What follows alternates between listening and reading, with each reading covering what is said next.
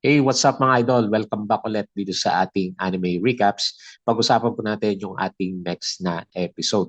Matatandaan natin dun sa episode number 5 na itong si Mr. Song Jinwoo ay nagkaroon ng idea kung anong rules or set of rules na meron dito sa ating Cartinon Temple or itong dungeon na pinapasok nila.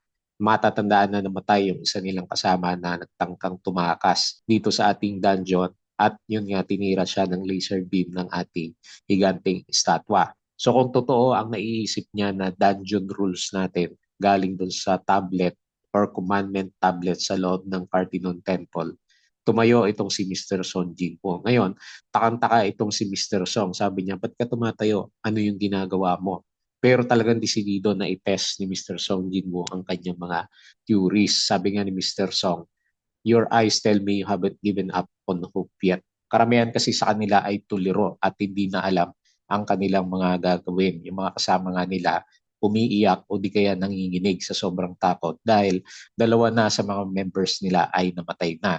Tumayo nga ng konti itong si Mr. Son Jinwoo paharap dito sa ating higanting statwa at totoo na nag-react yung ating higanting statwa at bubuga na sana ito ng laser.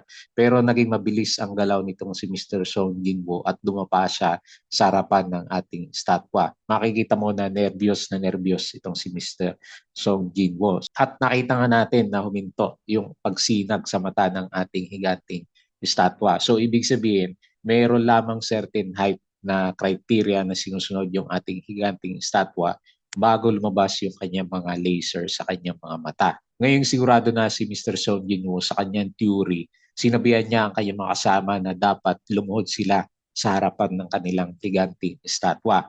Nagtataka ngayon si Mr. Kim at saka si Mr. Park. Sabi niya, nawawala ka na ba ng bait sa sarili, Song Jinwoo? Anong ibig sabihin magbaw kami sa harapan ng ating higanting estatwa? Pero merong idea din ng konti itong si Mr. Song at sabi nga niya, gagayahin ba natin kung anong ginawa ni Mr. Song? Pagpapaliwanag ni Mr. Song Jinwoo, kapag tumayo ka at a certain height, hindi titira ng laser yung ating higanting estatwa. Kaya nga ito yung pinakaunang set of rules na sabi dito, thou shall worship God.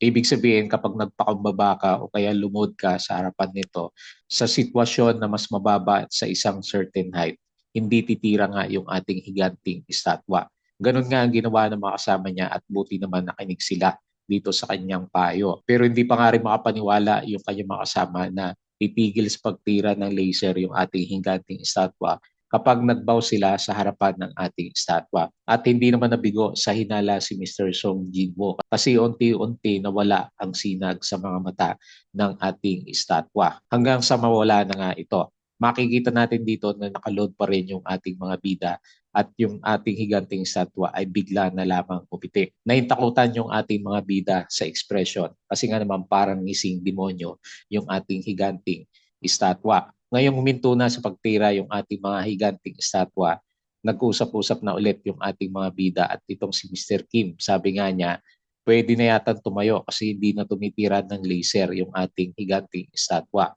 Matigas ang ulo ni Mr. Kim pero tumayo nga siya para matest kung totoo ang kanyang hinala. At dahil dito, totoo nga, hindi na tumira pa ng laser beam yung ating higanting estatwa kasi namit nga nila yung pinaka-first na criteria dito sa ating Cartinon Temple. Pero hindi pa yata tapos ang kalbaryo ng ating mga bida at bigla na lang nagkaroon ng malakas na pagyanig sa loob ng dungeon. Yun pala, yung paa ng ating higanting estatwa ay gumalaw. At dahil sa bigat at laki ng ating higanting estatwa, nabasag ang semento na kinatatayuan nito. Sabi nga ni Mr. Song, hindi pa tapos ang test dito sa loob ng ating dungeon. Makikita natin dito na nakatayo na nga sa ngayon yung ating higanting statwa. Ngayon, bumalik si Mr. Song dito kay Song Jinwoo at sinasabi niya ano pa ba yung pwedeng gawin sa atin ng ating estatwa. Habang ngising demonyo yung ating malaking estatwa, gumagalaw ito at papunta sa ating mga protagonist. Makita mo dito, itinaas niya yung kanyang isang higanting paa at mukhang titirisin yung ating mga bida. Sa isang yapak lamang ng higanting estatwa, mararamdaman mo ang lakas ng pagyanig sa buong temple kasi nga halos matumba-tumba na yung ating mga bida. Ngayon, nagkaroon ng idea ulit si Mr. Song Jinwon. Sabi niya, ano ba yung sinasabi ng ating second commandment? Ang sabi ni Mr. Song, the second one is thou shall praise God.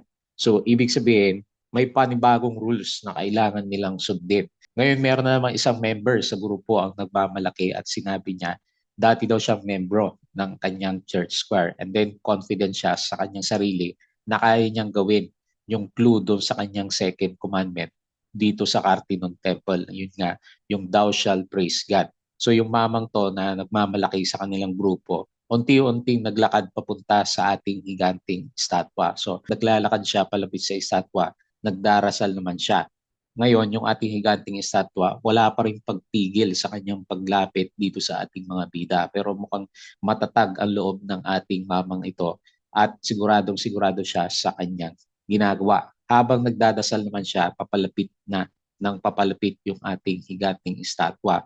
Itinaas nito ang kanyang paa. Patuloy pa rin sa pagdarasal yung ating church choir member hanggang sa bigla na lang makita natin na inapakan na pala siya ng ating higanting estatwa.